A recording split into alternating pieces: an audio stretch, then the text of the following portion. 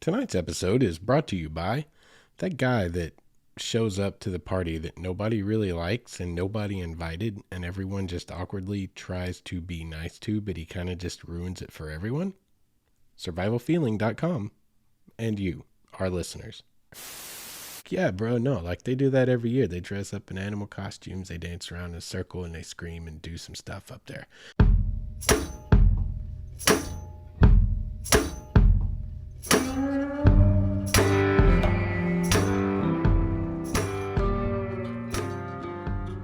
What is up, all of you creepy, wayward souls, and welcome back to the Wayward Stories Podcast. I am glad to have you guys back here for our fifth and final installment in our 5-part spooky season series where we have explored the intersection of the great unknown and the great outdoors. So far, we've gone over several things in the last 4 episodes that are mystical, mythical, magical, all the M's, all the interesting things in the world. This week, we're going to divert from that path just a little bit, but these are even more terrifying to me personally because these are true stories of creepy things that have happened to some of our brothers and sisters out there chasing their outdoor adventures. They are all purportedly true stories about real events that happen to real people and involve interactions with, for the most part, other real people, which is what makes them particularly terrifying. And it dawned on me as I was putting this episode together. Okay, I was looking into it. I was playing with ideas as I was building my big outline for how I wanted the spooky season to play out here at Wayward Stories. When I really got into digging up the stories for this particular podcast, this episode, this is going to be our grand finale. It might be a little bit of a long one. But as I was digging into these stories, the idea was more from a fun point of view. Like, we're just having some fun, tongue-in-cheek, just enjoying ourselves, exploring and allowing ourselves to entertain some of the more, out there stuff that's a little bit less based in our reality. But when I got to these stories, it's like, no, these are very real stories, and some of them are absolutely terrifying. It made me think of several stories that I am personally aware of or have personally happened to me out there in the great outdoors that are really terrifying stories. And it kind of dawned on me, you know what? This is actually, it's meant to be all in good fun, but this is a little bit of a heavy episode. There are some things in here. Let's do it this way. Let's do a listener discretion warning right here.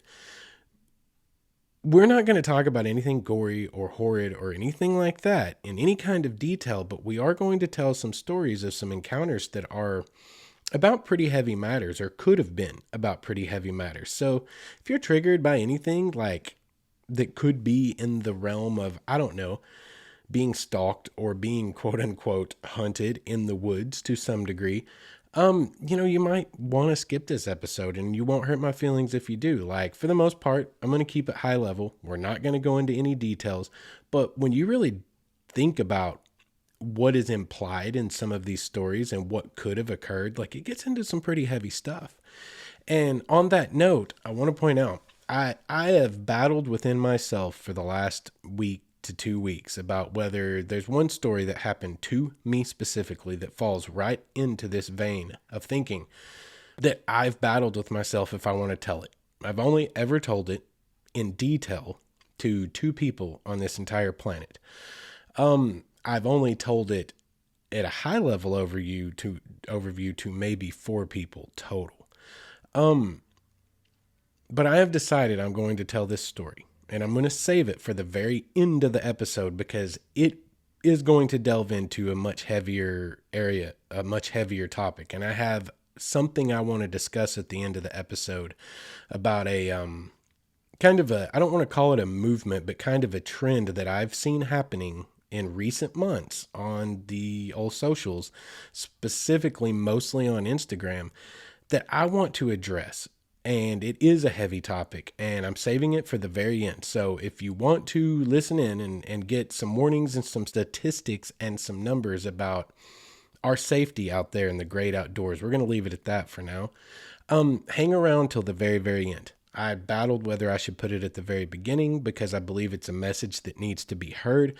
But I thought, man, that is not the way to start out this episode. So we're going to put it at the end. That way, when we get to the end, I can warn you, hey, I just settled all my lawsuits. It's about to get heavy, right? In the words of the great Marshall Mathers. And you can hit the eject button then if you want to and not listen in. So I'm saving that for the very end, but I want to let you know right up front that that is there. And I would like and hope that most of you will stick around to hear that little discourse that I've got lined up. But I wanted to start the show off with, just the fun stories that we're going to talk about. So let's get on to the show tonight. Let's get right into it. And guys, I have put together a great deal of stories, and we're going to start reading through them and see how they go. A lot of these are online from online forums. Some of them are anonymously posted. Some of them have very interesting and fun usernames from whatever platform it is that they were posted in the open forum. And we're going to tell some of these because these are some great stories, and they brought up some memories for me of some things that I have lived through in my life as well. And this may very well, as I already mentioned, this may turn into a very long episode, which I'll be okay with. Personally, I like long form. I've mentioned that before. That's my preferred version of podcast, is a long form podcast. And also, it's our big spooky season finale, y'all. It's the weekend. Like, this is dropping on Friday, the weekend, as Halloween is going down. If you guys are into creepy stuff and that's what you're here for, this is your weekend, baby. So let's have some fun. Let's get creepy. I've got some cool ambiance going on in the studio, man. Like, I got some LED lighted candles in here, got some creepy things on them. It's not really creepy. It's more just fun to look at, but it's all about the ambience, right? The ambiance. So anyway, get in the mood, turn down the lights, sit back in your chair, get a glass of wine, a little bit of scotch, I don't know, Dr. Pepper, whatever your poison is, and let's get into some stories. Our very first story. This one's a little bit interesting. This one's kind of on the creepy side, but it's also more on just like the head scratcher side. And it speaks to things that I've heard other people tell stories of. But anyway, let's just tell the story. Anyway, from Redditor user Goat of Mendez. I told you some of these names were awesome. A couple of years ago, my brother bought a large piece of land out in the middle of nowhere, and about 30 miles or so from cell phone reception. It's quiet, there is no light pollution, no paved roads, and not a lot of people around. Shortly after he bought the place, our family spent a weekend camping on the land and doing our best to clean it up. On the second night that we camped there, I woke up in the middle of the night to take a leak. As I was walking into the bushes in the dark, I realized that I could very faintly hear music. This didn't strike me as odd because I knew my brother had a radio in his camper. Well, I finished up and went back to sleep with no further thought on the matter.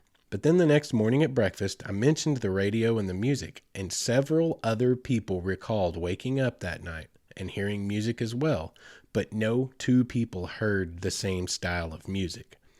Finally, the brother who brought the radio with him woke up, and I asked him about the music, and he seemed a little bit freaked out. He woke up sometime during the night and he had went outside to smoke. He heard music as well and had assumed that it was someone else. Now I should mention that he was the only one with a generator and a radio, and it wasn't his radio that we heard. It wasn't anyone else's either. And I've been back several times, but I'm still a bit freaked out by that place at night. I have fun while I'm there, but I'm almost always armed, and I don't sleep in a tent anymore. I sleep in my SUV with the doors locked. It may seem kind of dumb, but realizing that everyone had heard different music when there were no other people, no functional radios, and no electricity is quite creepy. And I agree with that. That is quite creepy. I've heard other stories. Now, this goes out of like the great outdoors into just straight up into the great unknown. But I have heard other stories on different podcasts, I've read some in books that are similar to this, but people hearing or seeing something completely out of place or completely out of time.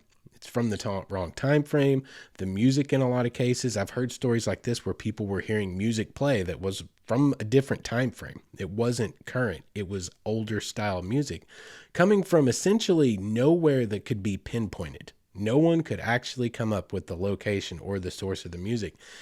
And this follows in line with some of those stories.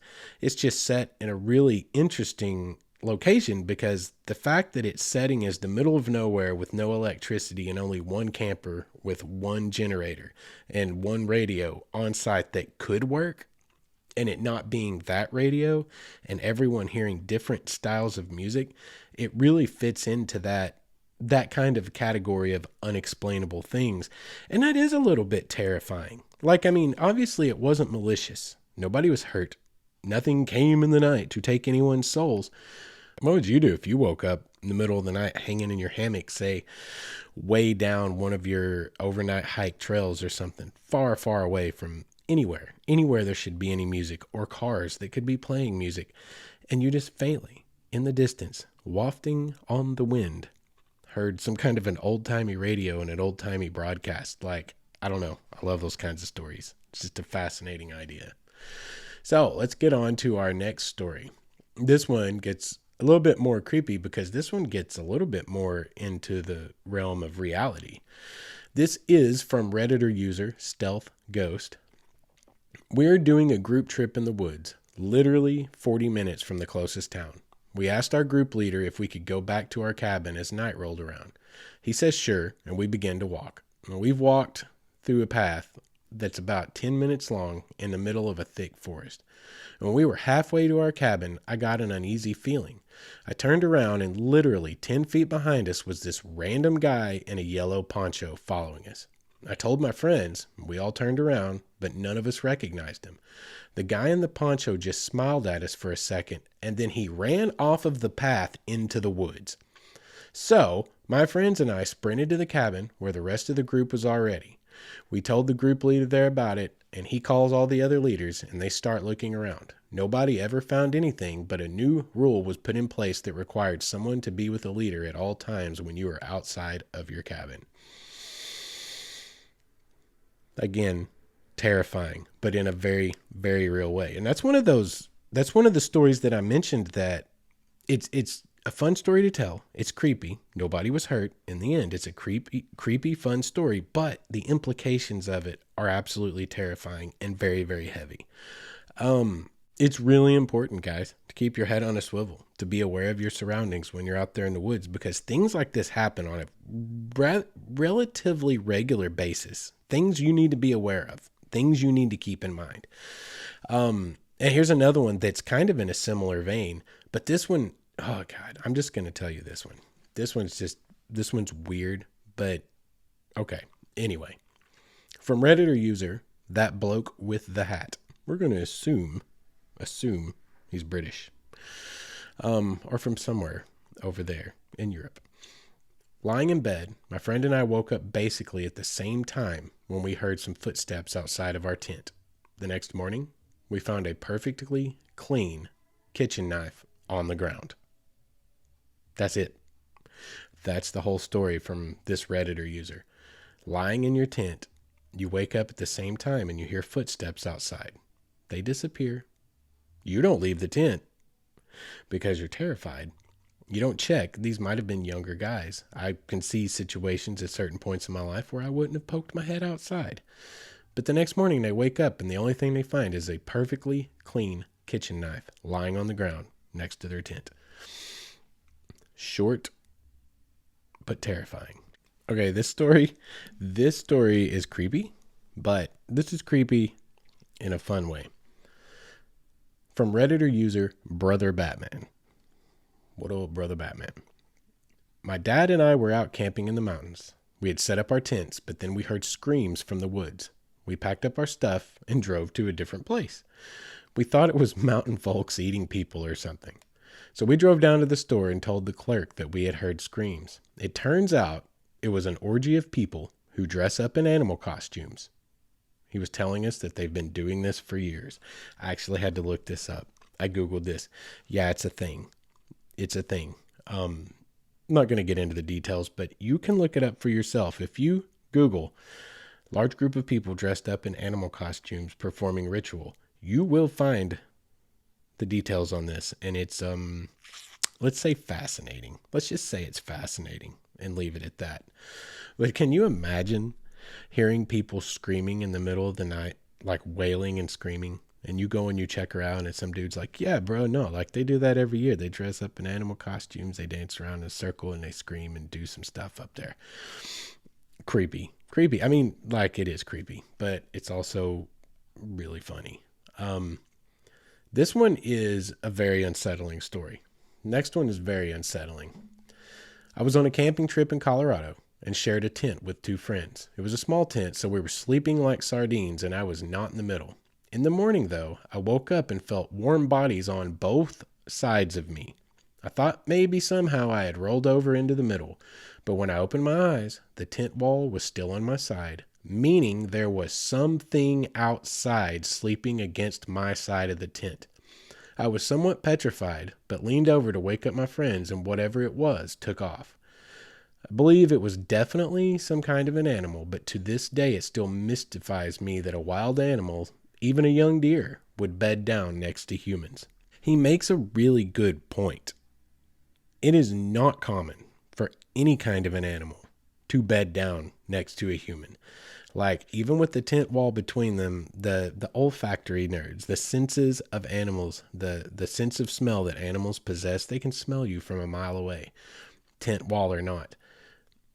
It's kind of mind-boggling. That makes no sense whatsoever, but it is terrifying. Because imagine waking up in a tent and there's a warm body laying against you, and you come to realize that, okay, this is either a human, which is super terrifying, outside the tent, don't know who it is or what they want or what they're doing here, or B, it's an animal.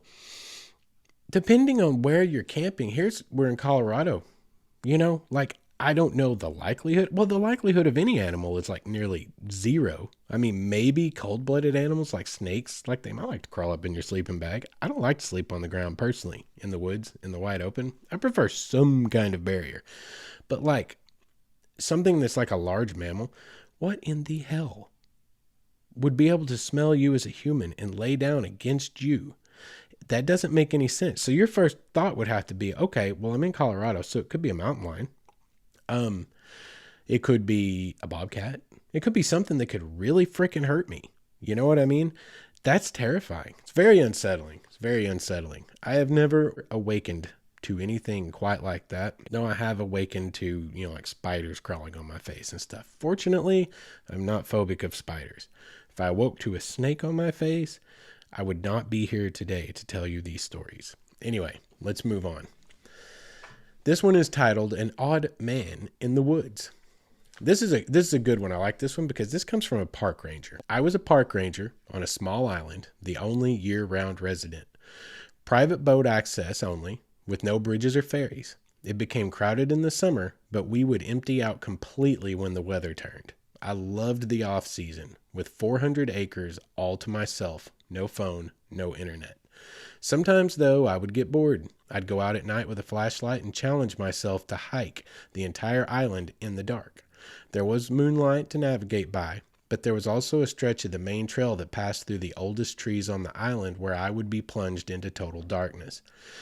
I was in the forest one night when I heard something behind me. I turned and there was nothing there. And when I turned back, something brushed my face. My stomach dropped and I swung my fist into something. I ran full tilt for 100 yards, stopping in my big stupid boots with my gun belt bouncing up and down and my vest riding up to my throat. I stopped and bent over with a stitch in my side and started laughing. I held my hand in front of my eyes, ran my fingers over the prickled cut from the branch that I had punched. Through the spread fingers on my injured hand, I saw a smear of bright white off trail just ahead. I figured it was one of the small herd of white-rumped deer the locals wrongly referred to as palominos, but it moved up a side trail before I could get a better look. I got my breath under control and I followed. 100 feet up the trail, it split again and I could hear something moving through the underbrush just past the fork and to the right. I crouched as I made my way to the fork and stayed low, trying to keep quiet and unseen. The trail gains elevation as it nears the center of the island, where the trees spread out and the moon lights things up. I heard a sharp bark and I froze. And then I crept forward a few feet.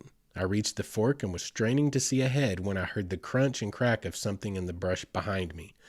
I spun around and saw a pale man, 6 feet or taller, with dark hair, wearing a bright white t-shirt about 30 feet from me. He gave me a lunatic grin. He barked again. a hard, sharp ha, and then he turned and ran into the woods. I stood still, scanning the trees, my hand on my gun. After not hearing anything for a few moments, I backtracked my way to the main trail and then, terrified, speed walked all the way back to my cabin. I hiked the exterior again that night with a flashlight, this time, and checked the coast for evidence of a visitor, a boater, a wayward traveler. Nothing. I got up early in the morning in the light of day, and I did the same thing with the same results. I don't know who or what it could have been. The way he was running around off trail convinced me that he knew the island very well, better than me for sure, and that he was hiding out somewhere, but I never did find him. I never did find any evidence of him or a secret lair. I never saw him again. Y'all, let that sink in. You know for a fact you're the only person on an island. You're a park ranger. Like, you are the guy that is the authority there. You know who's there and who's not there. You know what time of year it is. You know all points of access and egress. You know that damn place. And suddenly, you're there when there should be no other human on that island. In the middle of the night, you're confronted with another human. Well, possibly another human. Who knows? To be honest, who knows? If this guy couldn't find him, and he could not find the guy's boat, his vehicle, how he got to the island, that's terrifying. What if this dude was living on the island, like in some hidden cave somewhere that he had found? That is terrifying. The whole point of that story that I think for all of us that we should take into account, you would be amazed, and this is not the only story I've ever heard like this, you would be amazed where people will find themselves, where they will make themselves a home, where they will hide, where they will stay. And you would be just mind blown that someone has been living somewhere, hiding out somewhere for sometimes years. It's a really, really terrifying thought. Like, the idea being that we're not always alone out there when we think we're alone out there. Humans are the highest predator on the chain of predators in the world. And because we have the capability that a lot of predators do not, of logic and reason, that makes us all the more terrifying than any animal. And that right there, I don't know, guys, I would have lost my crap. Like, I probably would have packed it up and left the island right then and there. Unless my cabin was really well fortified and I was really well armed, like, I probably would have just beat feet and probably went into town, like left the island, went back to civilization and brought out the freaking guard, man. Let's find out who this dude is, where he is, and why he's here. So let's move on to our next story for the night.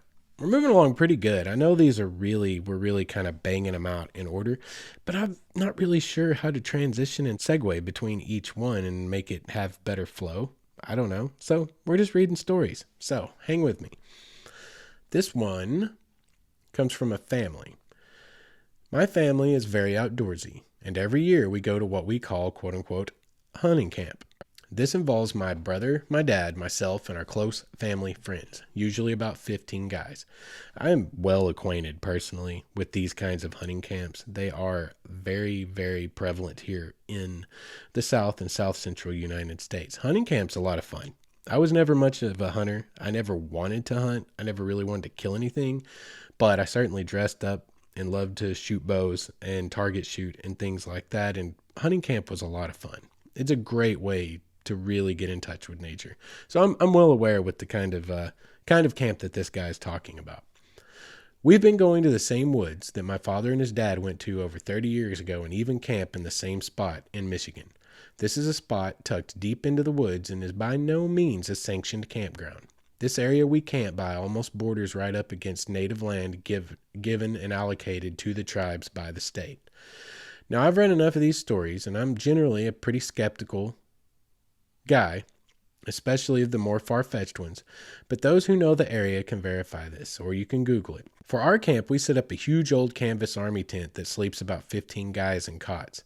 My brother and I stopped sleeping in that tent and would set up our own individual tents because amongst the other guys, there's one that's an unbelievably loud sleeper. Seriously, you wouldn't even believe me if I could mimic it for you. This particular night happened 4 to 5 years ago, and it's the reason I've rejoined the group in the larger tent. Totally worth listening to the snoring to not experience this again. So generally, our days go as follows. Hunt in the morning, come back for lunch, go back out in the afternoon for a hunt, and then at night eat dinner and get super wasted. That's a pretty typical deer camp. Yeah, They're right on course. We're up pretty late doing this, and when people get too drunk or tired, they peel off from the group and they go to sleep. On this night, probably about 1 a.m., there's a few of us left by the fire, and we finally decide to call it quits for the night. I am a notoriously light sleeper, and it's difficult for me to even fall asleep. And as I laid there trying my best to drift off and ignore the unexplainable noises you hear in the woods late at night, I heard one that simply could not be ignored, and my heart began to race. Off in the distance in the woods, a crunching noise grew louder and louder. It sounded just like footsteps, a crunch, crunch, crunch sound as it stepped on the fall leaves and the twigs. Now, I'm not inexperienced when it comes to the noises of the woods. I've done enough hunting and camping to know the sounds of small critters running around or leaves and sticks falling. This was clearly the noise of footsteps walking through the woods, and on this night, there was no wind, just this crunching noise that sounded like it was coming right towards me. It got much louder and clearer until it sounded like it was right outside of my tent. It just stopped, and I could hear nothing else. At this point, I was panicked, and I had a few options. I could scream for help at the risk of it being nothing and looking like a huge weenie once everyone woke up.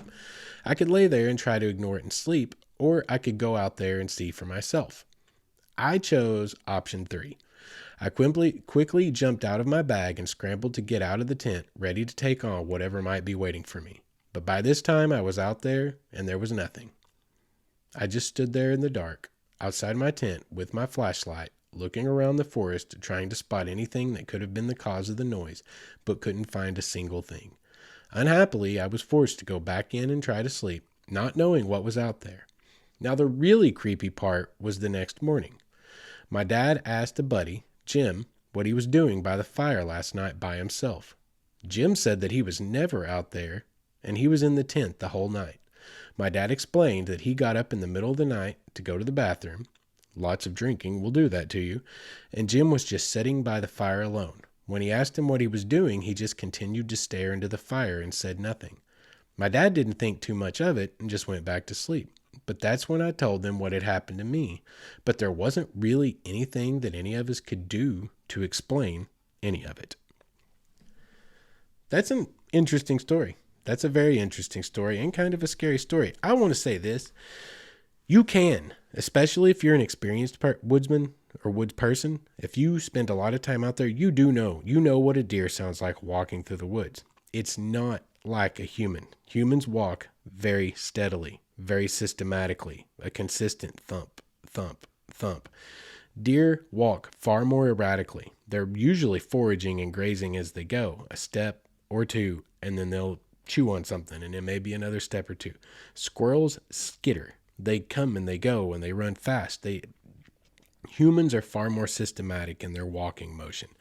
So that alone, to me, that's probably the creepiest part, because I could explain a lot of the rest of this. I mean, Jim could have got up in the middle of the night, wandered out to go to the bathroom, still in a drunken haze, decided to sit by the fire. Perhaps he was cold and kind of half zoned out, half passed out, and never even heard this guy's dad asking him what he was doing by the fire.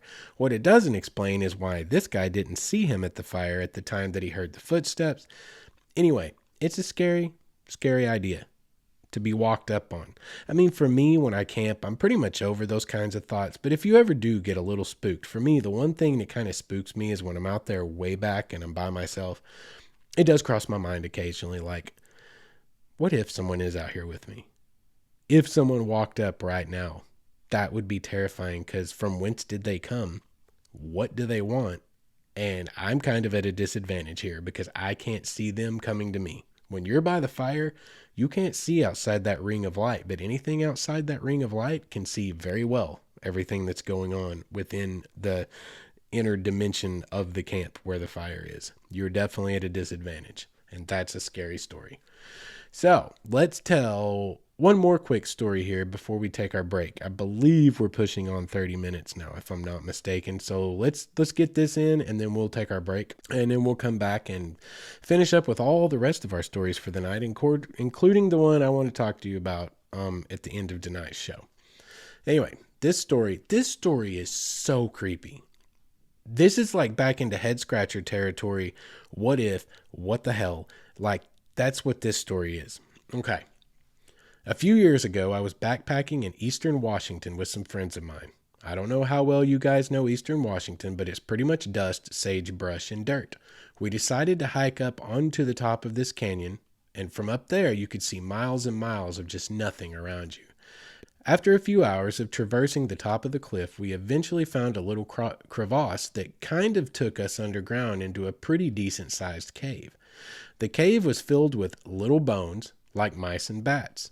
In one of the corners of the cave, there was a rock fixture that jutted up from the ground and almost made a separate room. In that little quote-unquote room, we found a lot of scratches on the walls, photographs, and 3 bottles with notes in them. While this was kind of off-putting on its own, we figured it was just some sort of a joke, and we'd find silly SOS notes in the bottles.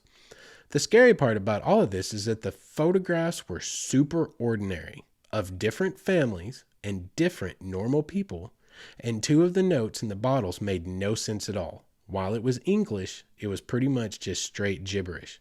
None of the words made sense in the context of the other words. The 3rd bottle had a super ordinary letter talking about what they've been up to, like something that you would send to a fairly distant relative after not talking to them for a while. I don't really know what to think of all that. I feel like it could have just as easily been someone joking around, but it was almost too strange to be just that. I agree.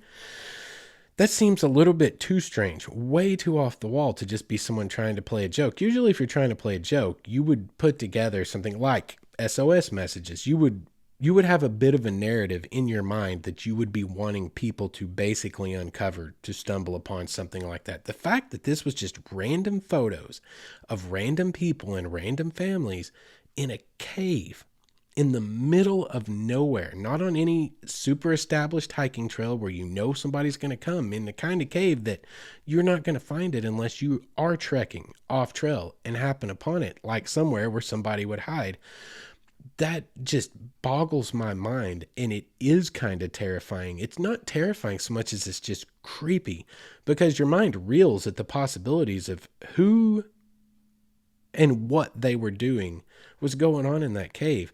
And gibberish written into these notes, I don't know. Maybe I could see where this maybe matches up with some kind of psychological profile of somebody that's suffering from some kind of a mental illness, but in the middle of nowhere, in a cave, it's just totally, totally nonsensical, and it's so creepy because of the nonsensicalness of it. Is that even a word? Did I just make up a word? I don't know. Anyway, I'm going to tell another one real quick. I said that we were going to go on to break, but this one's short and it's very much in the same vein. So we'll stay with this for just a second. A few summers ago, I was canoeing in the Boundary Waters with some friends. Quick aside, y'all, Boundary Waters should be on your bucket list. It is on mine. I want to explore the Boundary Waters. They are absolutely gorgeous from what I've seen. The stories about them are amazing. I really, really, really want to go to the Boundary Waters. Anyway. A few summers ago, I was canoeing in the Boundary Waters with some friends. A few days into our trip, at least 2 days of paddling from the nearest entry point, we found the creepiest campsite on an island. There was brand new, abandoned camping equipment everywhere, like sleeping bags and camping pads. Throughout the campsite, sticks with the ends charred had been stuck into the ground. In the remains of the fire was a heavily charred toothbrush, along with the remains of a wallet, glasses, papers, and some clothes. The creepiest part was near the edge where a single petrified moose antler had been wedged between some boulders and surrounded by charred sticks in a circle. We got the hell out of there, and as far as we could go before the night was over. One of the creepiest things I've ever seen. It looked like it was straight out of a horror movie. That is pretty terrifying. The part about that that's weird to me is just a shed moose antler surrounded by charred sticks all around it. That part's weird. That like takes it into weird territory, because the rest of it, I'll be honest with you guys, the rest of it sounds like somebody who could be on the run from the law or somebody trying to find them. I mean, it sounds like they tried to dispose of their identification, their wallet, their clothes, basically everything, and maybe someone got too close, and that would explain why everything was abandoned. Left all of the new camping gear because they had to bolt. But the charred sticks around the moose antler, that makes it kind of weird. But also, as I think about it, the remains of a charred wallet, the remains of charred clothes, and all of the camping gear abandoned. God, that took a really dark turn. I didn't even read it that way, but that makes it even creepier. Y'all, there's a lot of people that go missing without a trace in this country alone every single year with no leads, no idea of where, how, when, or why. That's really creepy. Wow. Yeah, that took a dark turn. I was thinking of it in far more of like the just unexplained, really kind of weird and nonsensical creepy, but damn, the details on that one, they kind of paint a little bit different picture, don't they? Anyway, we've definitely run on to longer than our half hour, so we need to take a break. So let's hear a word from our sponsor, and we will be right back. I want to take a second to tell you guys about tonight's sponsor, Survival Feeling. Survival Feeling is a hiking brand based in Greece, and they offer an assortment of gear that's aimed towards the goal of helping you better enjoy your time outside. And that is, of course, what we are all about here at Wayward Stories. I really like this company for a lot of reasons, but chief amongst them is that they were founded with giving back to the community in mind. They donate a portion of all proceeds to organizations like the Wildland Firefighters Foundation to help support those who work to keep us all safe while we're out there trying to find ourselves. We've partnered with them to bring you guys a unique coupon code that will save you Wayward Souls 15% off of your order. Go to survivalfeeling.com and use offer code Wayward Stories at checkout. Once again, that's survivalfeeling.com and use the offer code Wayward Stories. And welcome back. Appreciate you guys being patient and setting through those sponsor breaks. They're very important to the continued production of the show. But enough of that. Let's get back to our stories. This story comes from a deleted user from reddit.com. While backpacking the Appalachian Trail, or Appalachian, y'all just keep your emails to yourself, okay? Like, I like getting emails from you guys, but I ain't trying to get all these emails from you guys about how to actually pronounce something. Like, just, okay, understand this. I have friends that live in the Appalachians, and they say it's pronounced Appalachian. And then I also have friends that live in other parts of the Appalachians, and they say it's pronounced Appalachian. So, it's colloquial. It's specific to certain areas, and even within certain areas, people pronounce it differently. So if you're a local, understand that your pronunciation is not necessarily the right pronunciation, and I don't need an email about that. Email me about something else. Okay, cool. That in hand, let's move on. While backpacking the Appalachian Trail in northern Pennsylvania, a friend and I just finished hiking up a very large hill, and we were ready for lunch. We had planned on eating at a shelter that was another 2 miles down and up another hill. After some discussion, we decided to eat at the shelter as there would be water. Well, as we arrive at the shelter, we come across who we initially think is another hiker. But no, this guy was just carrying an old school backpack and was digging for crumbs out of the bottom of a Fritos bag, so he seemed kind of out of place. We asked him if he was backpacking or day hiking. Never making eye contact, he mutters out, "backpacking." We then asked if he was section hiking or through hiking, as in doing the entire trail. He looked at us with this weird look and says, I'm just hiking through. After a little bit of talking and avoiding all of our questions, he just quickly said, "I gotta go." And as he packed his bag, we asked him what his trail name was so that we could look out for him on the logbooks. He clearly had no idea what we were talking about. And this struck us as odd because anyone who hikes the AT knows what a trail name is and usually has one they go by. After sort of explaining what we meant, he said, "Oh, right, it's Hatchet," which was obviously a load of crap. Well, we continued hiking and we reached our camping spot. We got settled up for the night when I was awoken by a hatchet rustling through my backpack. Now, my friend and I both use hammocks, and I had my backpack wrapped around the tree my hammock was hanging on, so he ended up shaking my entire hammock. I screamed, "Hey!" And he looked in my hammock, stared right at me for a solid second, and then he bolted. By the time I got out of the hammock, he was nowhere to be seen. Turned out he had stolen a pack of tuna from my bag and a couple of granola bars from my buddies. Never saw him again. The weird part was we got back into town and ate lunch at this diner, and it turns out old Hatchet was on the run. There was a wanted poster hanging up on the door. Turns out 2 weeks prior, he had mugged a couple of people, leaving one guy pretty bloody. The whole thing was pretty freaky. We gave our statement to the police, but we never heard if they caught him or not. Y'all, that's a scary one.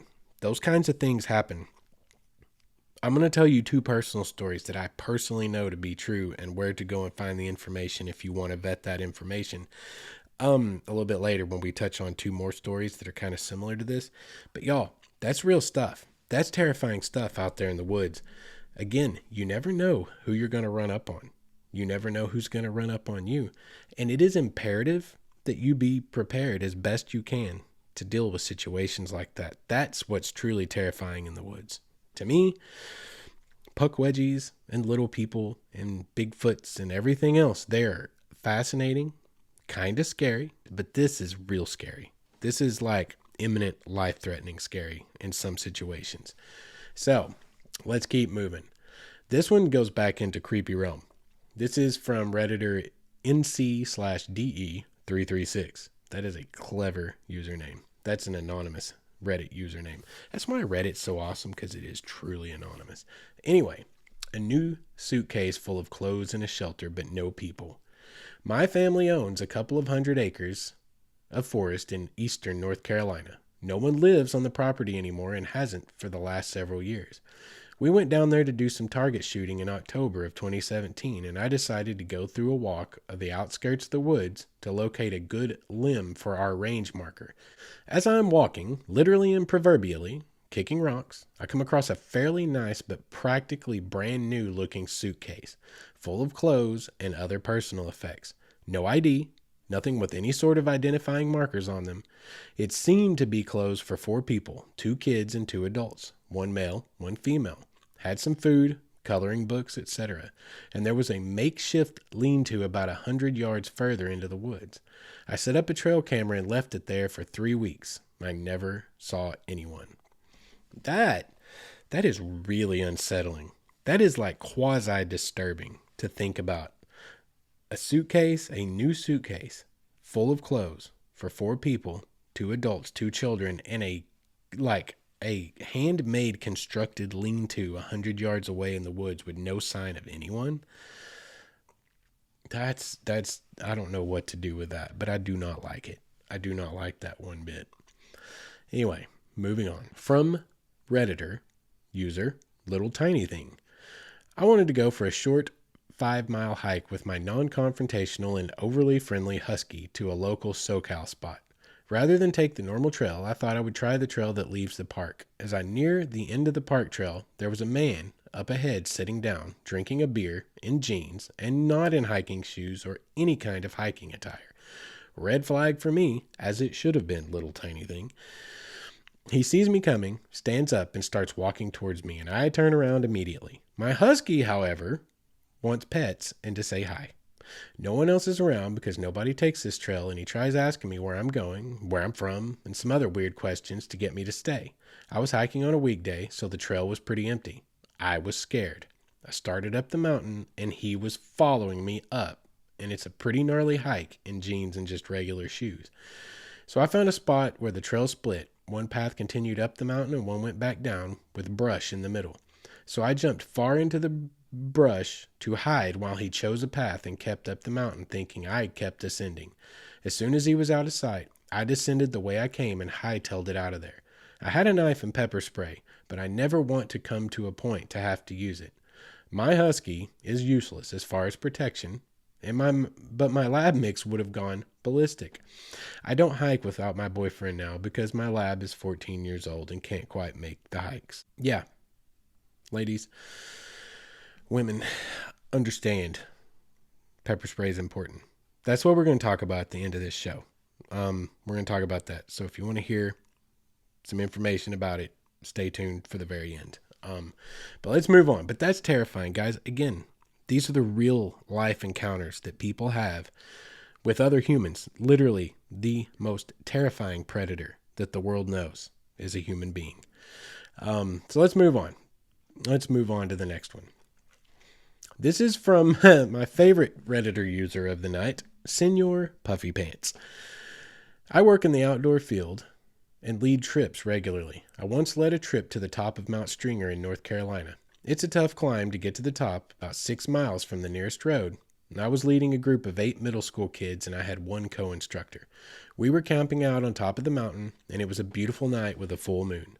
The kids and the other co-instructor had gone to bed in their tents. I chose to spend the night in a hammock. I was really into a book I was reading, and so I stayed up and read until about 10:30. I turned my headlamp off to settle in for the night. Everything around me was rather bright from the moon, and from the position I was in, I could see down the trail we had hiked to get to the top. I laid there enjoying the scenery and noticed something moving on the trail. Bears are common in the area, so I perked up. As it got closer, I could tell it was a person. We were in the middle of nowhere, and there was someone hiking up the trail with no headlamp or any gear. I was just frozen watching this person move closer to our camp. The person arrived at the top of the mountain where we were, and he just stopped. I watched as what appeared to be a man surveyed our camp. I really could only see the outline of them. He stood there for what seemed like about 30 minutes, but it may have only been 10. He then turned and sat down under a tree facing our camp. He was setting up in a way that I knew he wasn't trying to sleep.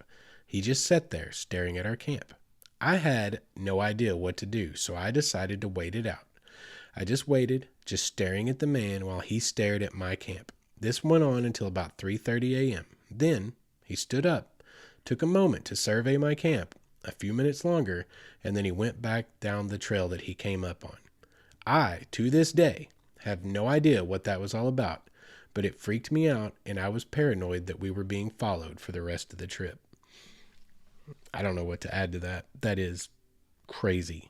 I don't know what to even begin to postulate about this guy, what he might have been doing, what he might have been considering, why he might have been there. Yeah, I don't know what else to say about that. That one is just absolutely terrifying, and just, again, another reminder that we're not necessarily always alone out there.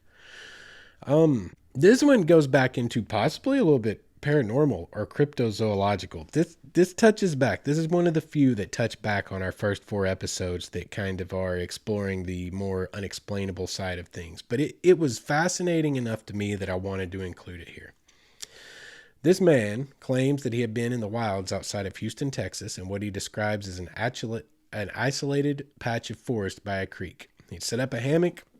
I can relate to that, man, guys. I hammock camp all the time. And he was relaxing to the sounds of the evening when the strange came to visit him. This is his explanation of the experience. This night it was dark, like extra dark. I think the moon was covered up, but there was still just enough city light to create a dim kind of atmospheric glow.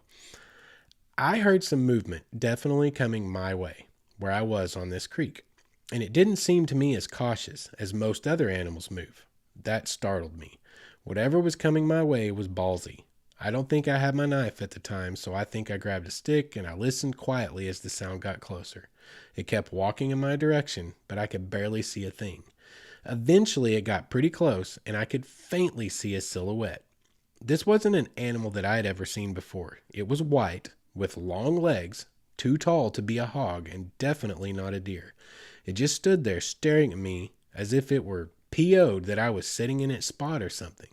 I don't think I made any sudden movements or anything, but I just sat there looking, trying to figure out what it was. Eventually it went back into the forest, and honestly, with how much I go through those same patches of woods, I've never seen it again. I was thinking it was a wolf or a coyote, but this thing was white, like white enough to be seen in almost pitch black darkness. And he had long legs and a real dignified demeanor. Like he just stared at me, not scared at all, before he calmly disappeared. I ain't seen nothing like that before, and I ain't seen nothing like it since, nor have I seen any footprints or anything that really seems indicative of what it was. Just long legs, white fur, and really calm, dignified demeanor. That's pretty creepy. That one would be pretty easy to write off as a little creepypasta, or somebody trying to tell a story in a forum that's dedicated to telling creepy stories. But like, the language and the terminology he uses lends credibility to it to me. The fact that he describes it as dignified. If you were just making up a creepy story, you know, you're going to say things like, I was sitting there, I heard noise coming up the trail, and then there's this like white creature that I don't recognize just sitting there staring at me like it's angry at me, and then it stormed off or whatever. You know, it would be probably a pretty simple story to make up. But the way he personifies it as dignified. I don't know. There's something about that tells me this guy was literally digging into his psyche to try to describe something that he literally saw, or at least believed he saw. That's a terrifying thought. That gets back into some of the things that we talked about in the last 4 episodes, guys, and other things that we haven't talked about, like Wendigos. All kinds of interesting things that go on out there in the great outdoors, in the back countries of these great United States of ours, and not just the United States. That was kind of dumb to say. It's all over the world. Anyway, this one creeps me out, this next story. This one is, I don't know, head scratcher and fascinating, but really, I don't know, it's unnerving to me. I'm not sure if this counts as another human being because we did not positively identify anyone. But a few years ago, my friend and I were staying in a small cabin my dad had on a remote piece of land in the Idaho wilderness. And y'all, if it's remote and it's in Idaho, let me tell you, it's the kind of remote that you don't even know. You have never experienced the kind of remote that there is in the western and northwestern United States of this country. Anyway, back into the narrative. The nearest town was probably 50 miles away, and the nearest active road that wasn't an old logging road was over 2 miles from the cabin. My friend and I had been BSing and laughing in our cabin in our bunks, and it was about midnight. We had turned off the lantern, and we were trying to fall asleep when we heard something that sounded like something had scraped the front door. We both lifted our heads up and mumbled a conversation of, "Did you hear something?" Yeah, I did. Then, in the middle of nowhere in this remote cabin, someone just started knocking on the door. Doesn't say a word, just knocks. We were both in our 30s, but we were so scared we didn't say a word. We just lay there with our heads up, staring at the door. We didn't go out again until it was light, and there was nothing near the door that would have tapped against it, and no animal tracks that we could find. It still freaks me out to this day, even thinking about it. And that was from user Shadow Handler. I think that one possibly scares me as much as any of them because of, like, what's the intention? It came up and it knocked and it clearly left. If it was a human, to knock, it needs to be a human, right? Most likely. It comes up and knocks. It doesn't yell out who it is or why it's there in the middle of the night. It doesn't say, "Hey, is anyone home? Hey, we need a place to stay. Is anyone in there?" It just knocks and then it leaves. If it wanted to do malicious harm and it knew someone was inside, it probably could have kicked the door in, right? Like, if it were a human that just needed a place to stay and came across a cabin, say they were lost, they came across a cabin, they knock on the door, "Can anyone help us?" Like, there's no words, and then it just leaves with no further incident. That's what really unnerves me about that one. Just, what's the point? That one's just, I don't know. It's just unnerving. Unnerving's the right word. This next one is also unnerving. I'm camped out in Northern California with a couple of friends for 3 months straight in 2012. We're talking way out in the wilderness. The whole trip was a great success until we were heading south again. We set up camp a few miles outside of a tiny town as it was getting dark. The only things in this town were one long road, a gas station, a post office, and a bar. In the middle of the night, we hear screaming in the distance. We could discern 3 different voices, but they were far enough away that we couldn't quite make out what was being said. All of a sudden, we hear a single gunshot, followed by absolute silence. I opened my tent. I looked over at my friends, who were looking out of their tents at me. No one said a word, but we laid back down and tried to sleep. It was the scariest night of my life. This is a later edit to the post. A lot of people have wondered if we reported this to the police. What police? You need to understand that in this area, one sheriff patrols 3 counties. That's it. This area of Cali is what Sons of Anarchy was based on. I know that was TV and was dramatized, but there is some truth to what goes on in these areas. The sheriff is most likely in the pockets of the drug runners. It is in your best interest to put your head down, mind your own damn business, unless you want to be next. We were kids with no resources, in backpacks and tents, and hitchhiking through the Northwest. It would have been really, really easy to make us disappear next. What I want to say about that, That is absolutely terrifying because that kind of stuff really happens. It happens right here in Arkansas. It happens right in southeast Oklahoma where I originally grew up. Y'all, one night, or not one night, one day, a friend and I were riding four-wheelers on an established road up the side of one of our mountains that is open and free to access. And we were just following a trail that we had driven over the years several times, and suddenly we found ourselves in the middle of a pot field. Literally, someone was growing before it was legal to grow it in our state, in Oklahoma, which it may not be. I don't know. I'm not up with all the current where it's legal, where it's not, et cetera, et cetera.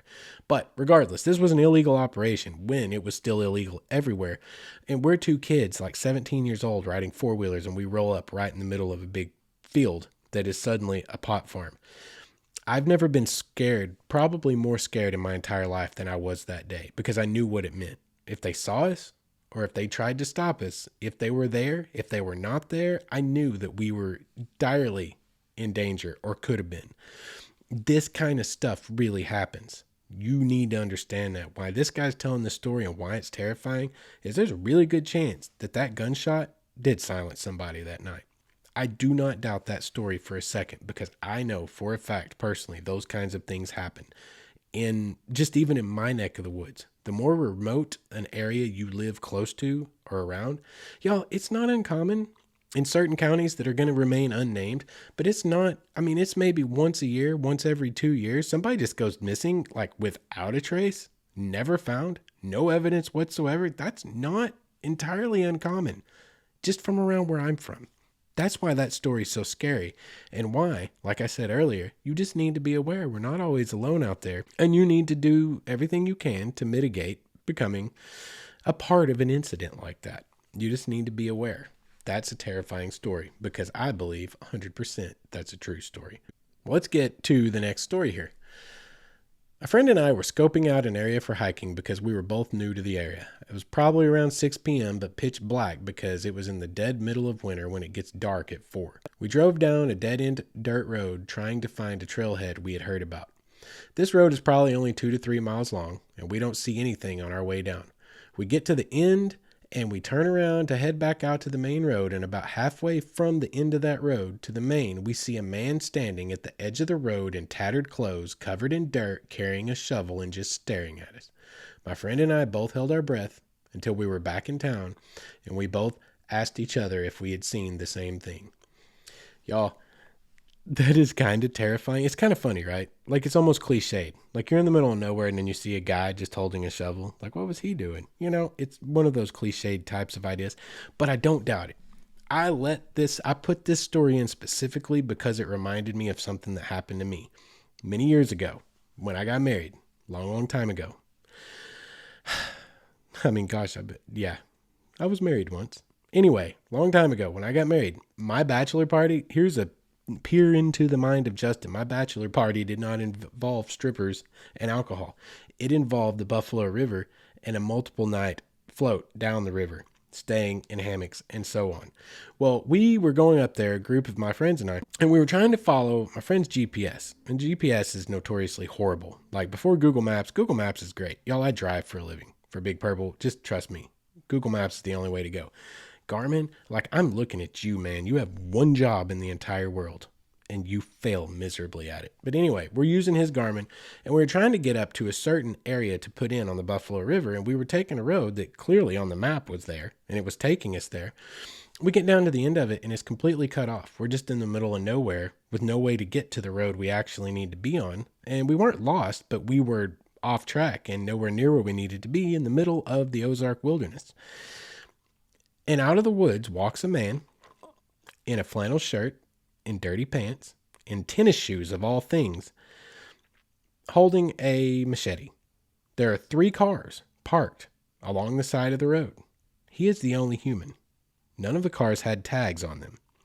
And he just looks at us. We all looked at each other, rolled our windows down and said, "Hey man, we're trying to get over to that highway over there. Do you know a connection? Like the map's showing us that we should be able to cross right over." And he just looks at us kind of oddly. And then he goes, "No man, it doesn't go through. You need to turn around." Okay, we'll catch you on the flip side. And we backed up and got the hell out of there. And I'll never forget the conversation that was going on the way out. Was like, did we all just really see that? Did you see that? He had a machete, right? Yes, he had a machete. And one of the most disturbing things to me was, like, he had on tennis shoes in the woods. He's dirty, filthy up to his waist. He's got a machete, but he's wearing just old cruddy tennis shoes. Guys, like, that's out of place. That does not belong. If you're out there on a work crew with some kind of, like, we have like the Job Corps up in Cass. We have different things. There are different people that could be out there for different reasons, clearing trails or whatever. Tennis shoes in that environment, that's a tell. Something's wrong there. That guy doesn't belong there.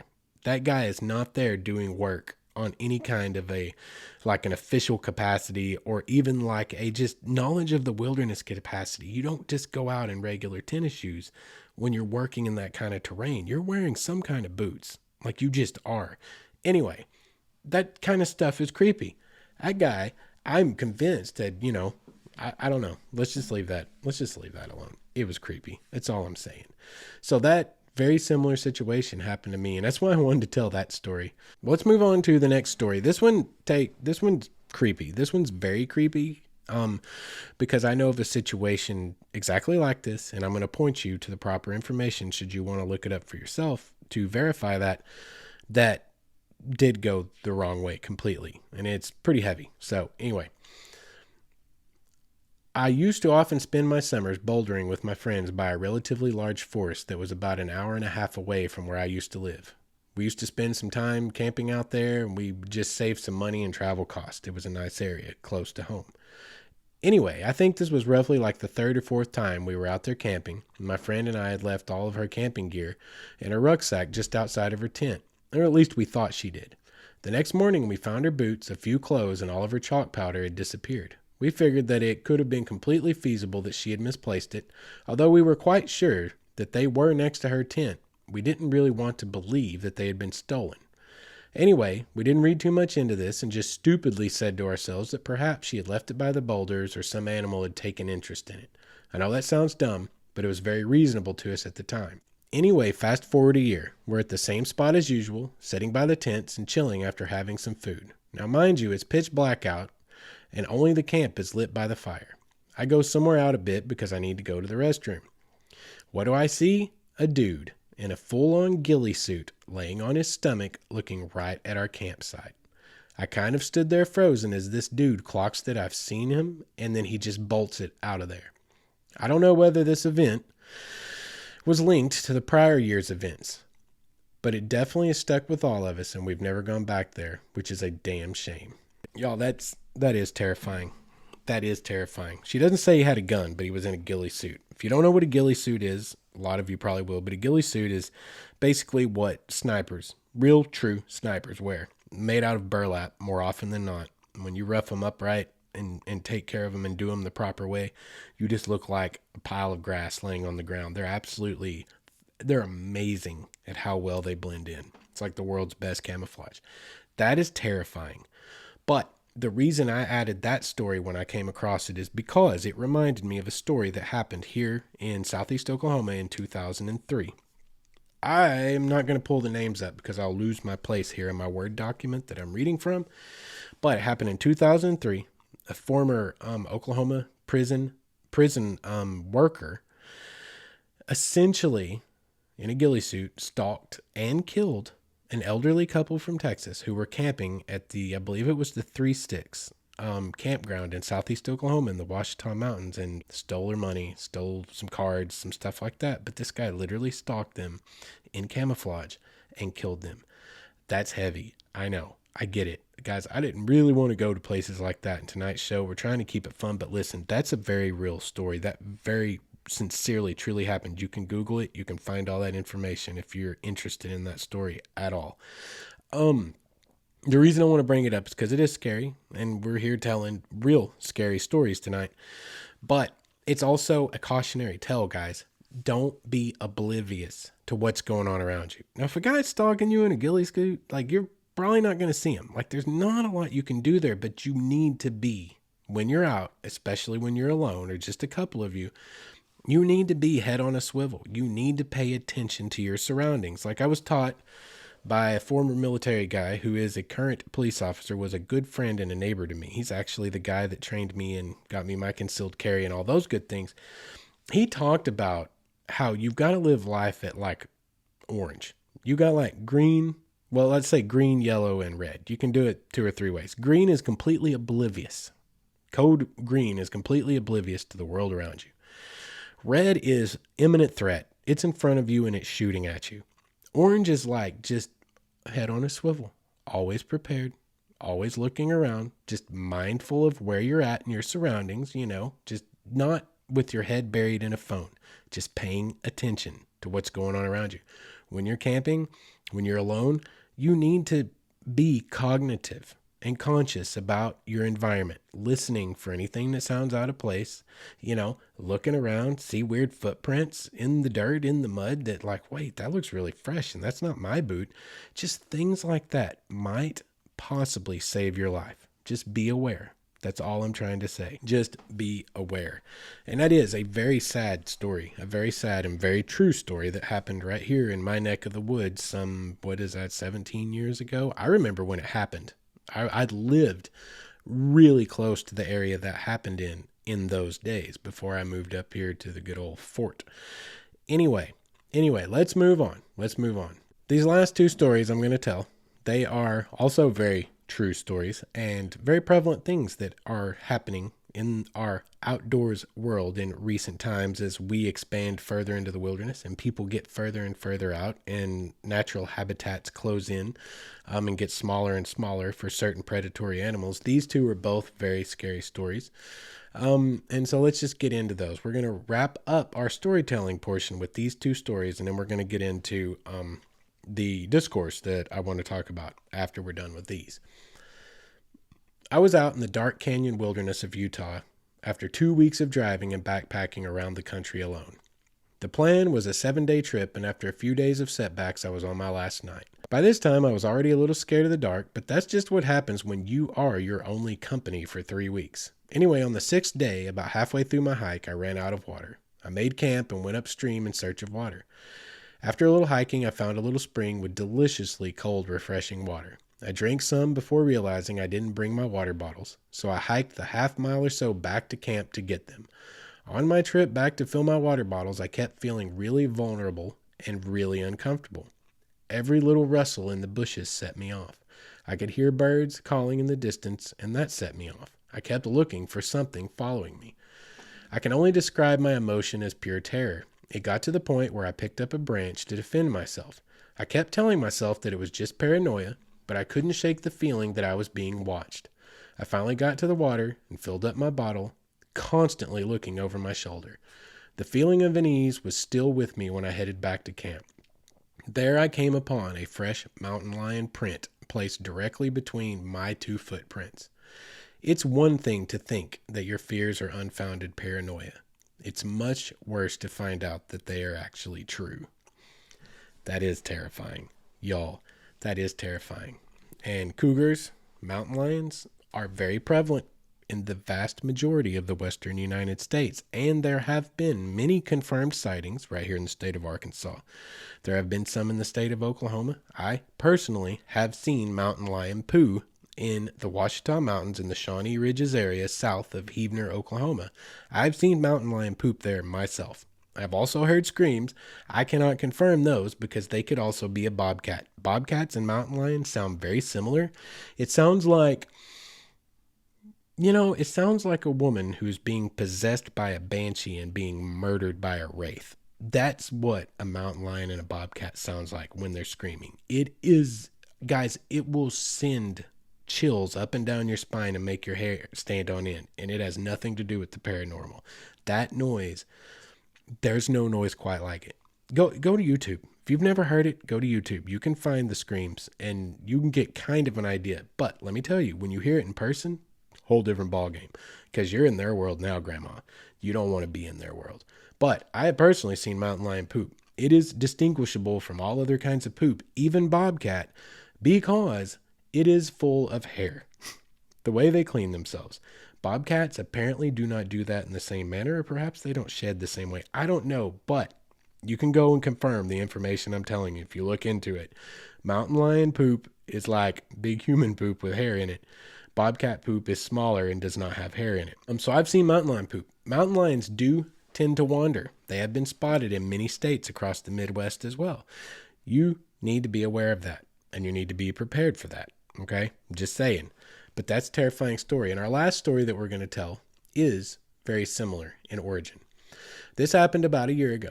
I started up a hike in the USFS, United States Forest Service Wilderness Area, and I was about a mile in when I got this feeling I was being watched.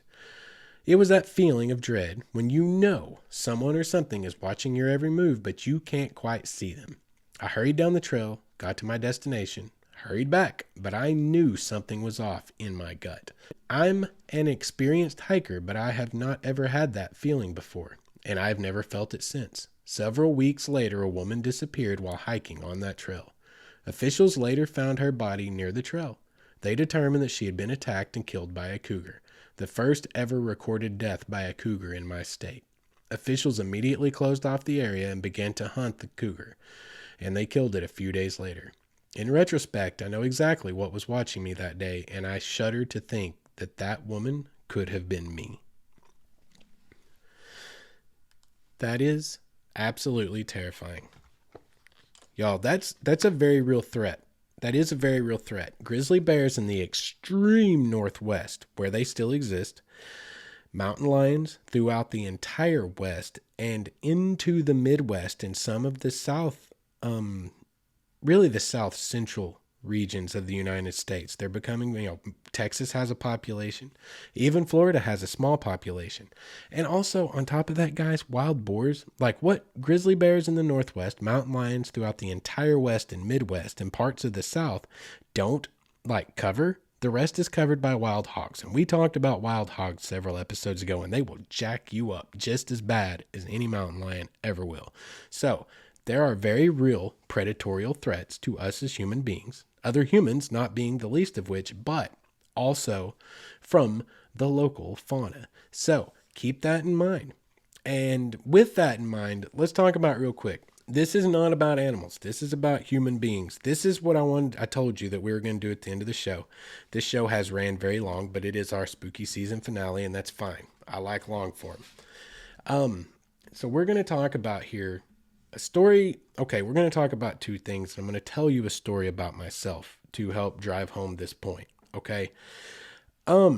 I've seen what I find to be a concerning trend, fad, not a fad. It's a trend here lately. It's specifically more than anything on Instagram. Listen, this is my disclaimer up front. Understand what I'm saying here. Listen to my words. Please, I'm begging you, listen to my words and don't take them out of context. Don't just hear what I'm about to say and immediately go off the rails with it. Try to understand what I'm saying. There is a trend that I've noticed right now going on, especially on Instagram, of young ladies encouraging other young ladies to go and hike and do things in the woods alone. Okay, that's basically the concept. They are kind of co-opting a mindset that existed in 1950s America that is all but dead now. I'm not sure where the idea is coming from that people still think that way, because normal humans in our world today do not think that way anymore. Okay, we no longer see women as inferior and weak. Okay, that's an old mindset that is, thank God, dead. But somehow that's being resurrected to say, I can go and do this because I am just as strong. I am just as capable. Okay, this is what I want to say. And like I said, you can take everything I just said out of context and you could just absolutely go to town on me. You need to understand what I'm saying. This isn't about you not being strong. This is not about you not being capable. This is not about you being naive to the threats out there. This has nothing to do with your capabilities of what's on the trail. Okay, not hiking alone. As search and rescue volunteer and trained search and rescue person, okay, I'm remiss if I ever let that go by the wayside and say, no, do not hike alone. Okay, we tell everyone don't hike alone. Ladies, understand this. This is not gender specific. When we say don't hike alone, it doesn't mean women don't hike alone. It means anybody don't hike alone. Because if you break your leg out there, you're dead. Period. You're dead. Full stop. End of the discussion. If you break a femur in the wrong place, I mean, God, y'all, a femoral artery, you ain't gonna make it. It's over. If you're alone. If you have someone with you, somebody can help you apply a tourniquet made out of a t-shirt or a belt or anything else, and they can go get help. This isn't a gender-specific thing, okay? Understand that, first of all. Second of all, understand this. I grew up, y'all, and I don't want to go too deep into this, but I grew up watching stuff that no child should ever have to watch, okay? Let's just leave it at that. I am 100% for strong, empowered, independent women. There is nothing on this planet that makes me happier than to see women be independent and not need anyone for anything. That, you can never know how deeply meaningful it is for me to see that after what I experienced as a child, okay? I am all for that, 1,000,000%. I'm trying to tell you this all as context to understand what I'm saying is not don't go hike alone, but these young ladies are encouraging each other to go hike alone is like a giant middle finger to the establishment. And we can do anything anyone else can. It's not about that. It's not about that. It's about hiking alone is inherently dangerous for anyone of any gender. And on that topic, we're going to talk about the thing that I said is super heavy that I wanted to say for the end of the show. If you are triggered by anything that has to do with speech or talk about sexual assault, check out now. Go ahead and pull the ejection cord. We're going to talk about a couple of numbers here because I feel like, guys, I'm still, right now, I'm battling within myself. Do I want to go on with this? Because does it fit here? But I think it does, because tonight's entire episode was about some creepy encounters that could have been actually really bad scenarios for people. And I think it fits. And I think this needs to be said, because if me telling my story that I'm going to get to in just a moment, and these stats helps anyone realize that the conversation is not about whether you're strong and capable, but whether you are actually the target of, if that saves anyone from the consequence, it was worth it. Okay, so we're going to talk about this. I'm going to try to be brief with it. I promise. I'm not trying to drag this out. Like I said, this is not about you not being strong, not being capable. This is about the fact that you have a target on your back because you're a female. In 2019, this is from legaljobs.io in a blog written on 1/04/2021. This is current information by a woman named Lisa Quadley. In 2019, 650,000 rapes were committed. Only 20% of all rapes are reported. You can do that math. That is a disgusting number. That is a ridiculous number. Okay. 90% of adult rape victims are female. 80% of those 90%, it happens to them before they're the age of 25. This falls specifically into the category of young ladies who are out in social media world right now encouraging others to go out alone into the wilderness away from human beings where you can't be heard, where you can't be saved because it's so remote, it's so isolated. These numbers are absolutely appalling. They are terrifying. But the importance of this number is 90% of adult assault victims are female. Ladies, what I'm trying to tell you is if you're out there on your own in the woods, you are more likely than a man to be assaulted. And I'm not saying that guys can go out there alone. I tell everyone you should not hike alone. And if you're going to, like some of us have to, like I do myself, I speak in some amount of hypocrisy. I have no one to go with. I'm still going to go on those trails, but I go knowing the threats that could face me out there. And that's what I'm wanting to impress upon you right here, is to understand. No one's saying to you that you're not capable. No one's saying that you're not intelligent enough or strong enough or independent enough. Nobody is saying that. What anyone in the search and rescue field or any other public capacity is saying is nobody, male or female, should be going out there alone. And if you do, you need to know things like this. And ladies, why you need to understand it specifically for your purposes is that you literally, in a sense, okay, that's not literal. Metaphorically, you have a target on your back because you are female. 90% of targeted assaults are against females. You need to know that, and you need to be responsible about what you're encouraging other women to do, because guys, the creeps are out there. Bad men are out there. And it doesn't mean that you're not strong enough to even say defend yourself. But the point is, do you want to even be in a situation where you have to defend yourself from somebody? Guys, I know people that have been attempted on, and it is damn near as traumatic as it actually occurring to someone. I know people that have been through both scenarios. An attempt is damn near just as traumatic as having to go through one. Okay?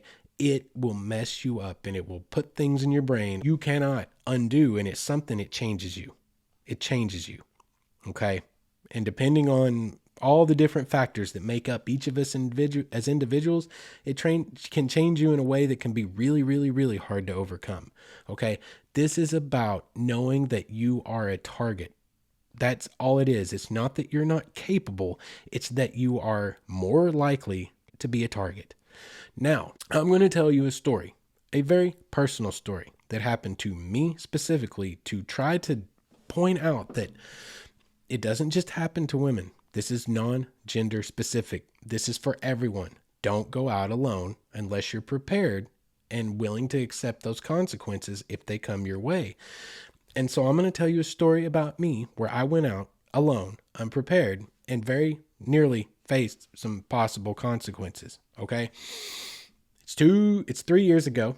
I am staying in San Francisco for 3 months for work. I am alone one day after work. I've gone to the beach on a blustery cold day because I didn't have to work that afternoon. I get to the beach and I think maybe I can take some pictures. Okay. It's a nasty day, but maybe I can get some pictures. And hey, a bad day at the beach is better than a bad day sitting in a hotel any day of the week, right? So I go to this beach and it's abandoned. It's completely desolate. No one is there. I'm the only vehicle that pulls up in the parking lot. I take my backpack and my camera. I walk over the dune. I go down to the ocean. I'm there approximately 3 or 4 minutes. It was nasty cold. The wind coming in was harsh, and I didn't see anything pretty enough to warrant me sitting there taking pictures. Like, it was just a cold, blustery day on a sand beach. It wasn't even like the cliffs of Big Sur. It was just a regular old beach. Nothing there for me. So I turn around, I walk back over the dune, and there is a RV, an old, creepy RV, sitting in the parking lot. Not anywhere near my vehicle, but it was there in the parking lot, and it wasn't there when I pulled in. Okay. So there is a guy walking around. He goes over, he's like over by the bathroom area, one of those state park type of bathroom areas. He's over there by it. And, as I'm walking across this big parking lot, we get within range of each other because I have to walk past him to get to my vehicle. And me, being the person that I am, I'm just like, hey, man, how are you? And he's like, oh, I'm good. How are you doing today? I was like, I'm all right, And he's like, hey, man, where are you from? Like, you got out-of-state tags. What are you doing all the way out here? And he strikes up a conversation. This guy gives me no reason to think anything but that he's just one of those guys. He looks kind of like a wandering hippie, to be honest. And so we start talking just a little bit. And I was like, well, that's pretty cool, man. He tells me he works out there somewhere and he has 4-day weekends. He works 3 days of the week or 4 days of the week. So he has like 3-day weekends and he travels around going to different parks and just staying in his camper. And we're having this conversation. He's like, yeah, man, I've been working on the inside of this camper. I've tricked it out. And like, this is where it goes to the point that this is where I've never told the story beyond. And I don't like to tell the story to people because I feel like a complete idiot. But if me telling this story keeps one person out of this situation or a worse situation, then it's worth me telling this story. Okay. So he's like, yeah, I've tricked out the inside, man. I've redone the floors and I've redone all the woodwork. And like, yeah, I'm hoping to get it all fixed up. And here in Arkansas, in redneck land, when some guy says, oh, dude, I just dropped a new 350 under the hood and I put all this chrome, this and that. Even if you're not into engines, which I'm not, you walk over and you look under the hood. It's courtesy, and it's just what guys are supposed to do, right? Like, oh, yeah, man, and I can appreciate a good-looking engine. I don't know. And this guy says, yeah, I'm tricking out this camper, and he seems completely non-aggressive. He is not a threat to me in any way, shape, or form as he stands before me. I'm like, yeah, man, I'll check it out. And so I poke my head in. I was like, oh, yeah, wow, you've really done some cool work. And as I step in and I look around, and I'm like, all right, well, I'm going to get out of here. I turn around and the guy is between me and the only exit. He is between me and my only point of egress. And he keeps talking, but I can tell something's changed. I feel it in my gut. This isn't anything that he said yet, but I feel it in my gut. I don't know if it's his body language or what, but I know something's changed and I don't like it. I'm uncomfortable. And he's not got me completely blocked from the door, but he is right next to the door. And he's kind of laid out on his little couch thing. And I'm standing there trying to, in a friendly way, kind of see my way out. And he keeps talking, and he finally propositioned me. And I said, look, man, like I'm flattered. Like, this happens to me. It's not uncommon for me to get hit on. Okay.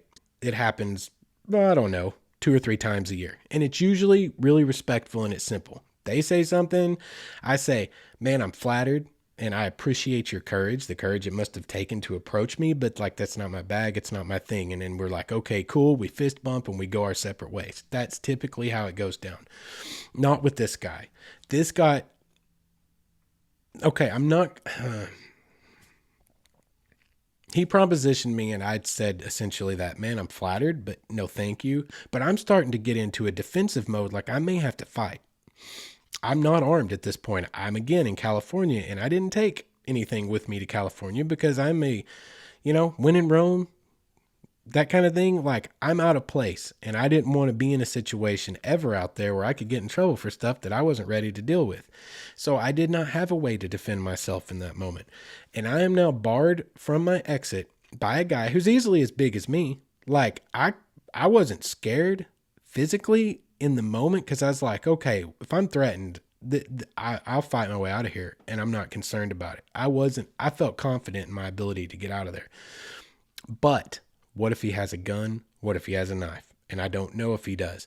And here's the thing, because this is the part I'm not going to repeat to you and only 2 people have ever heard. And even when I've told the 2 people I told, it was really incredibly, extremely uncomfortable for me to tell because he went down a line. He went to a place with the words that he was saying that was so far over any line. It wasn't a simple proposition and come on, man.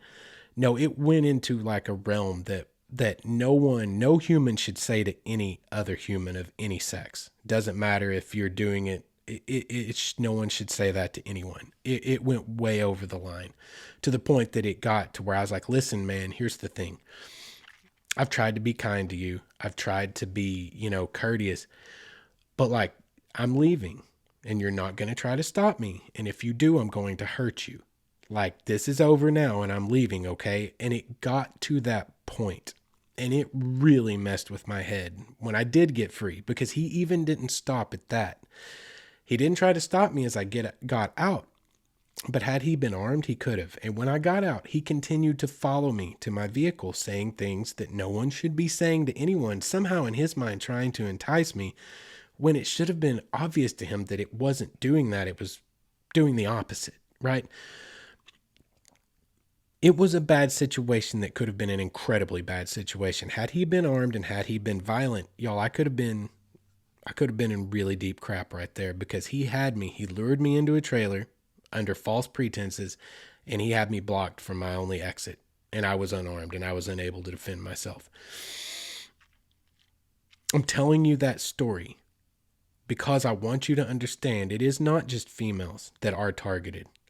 It is both of us. This whole thing is non-gender specific. Do not go out and do not hike alone unless you're prepared for the eventualities that could come from that and to deal with the threats that could come from that.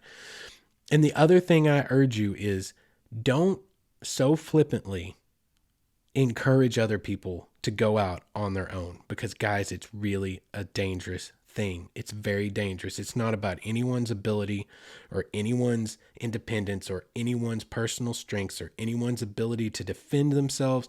It's not about any of those things. It's about bad people can be out there and bad people with weapons. And that's why I told you that whole story. It doesn't matter if you're male or female. This isn't gender specific, guys. This is for everyone. And I just felt like that really needed to be talked about because this has become a thing out there in the world that people are encouraging others to do. And I can't in good conscience, let that go without offering a countering point of view. Try to understand everything I've just said under the mindset of it's a countering point of view. And with all that said, we do need to wrap this up, but I will say this. If you do intend to hike alone, and you do not like firearms, guys, just get bear spray and call it a day. Just get bear spray and call it a day. It's 3 times more potent than mace, and it shoots much further. It has a 30 to 35 foot spray. It's 3 times more potent, and it will debilitate a human being for up to 20 minutes. It will give you plenty of time to get away. If you're going to go out alone, take bear spray, because it's not only good for human attackers, it's also good for what it's intended for. Bears, mountain lions, like, I don't know if I've ever heard of a bobcat attack, but I certainly have wild hogs. It's good for a lot of things, guys. Just take bear spray out. And I pray that you hear everything I just said in the context that I intended it to be taken, as a warning and as a countering point of view to something that's becoming kind of popular. Anyway, I hate to end this show on such a dark note, on such a heavy note, but I've got nowhere else to go from there. And this dude's like an hour and a half long. Again, I guess the spooky season finale. I appreciate you guys for coming by. I appreciate you for checking out the show. I appreciate you guys spending all this time with us for the spooky season. Next 2 weeks from now, we'll be back with another episode, and we'll be back to our normal operating procedure. No more spooky stories until next year. Please submit your stories to mywaywardstory@gmail.com if you have one. Go to the website, www.waywardstories.com, and from there, you can get to my Instagram. You can go to YouTube. Guys, subscribe on YouTube. Like, I've got some great videos, some experiential videos over there, review videos, and also videos of what you're listening to here tonight if you're just listening through your podcast player. If you are listening on a podcast player, please rate, review, and subscribe. That goes a long, long way for us. You've heard me say it a million times. Until next time, guys, I hope you have a good couple of weeks. I hope that you've enjoyed our stories for the last 5 weeks. And, until we meet again, you guys go out there, have some fun, see some cool stuff in the world, and be good to each other.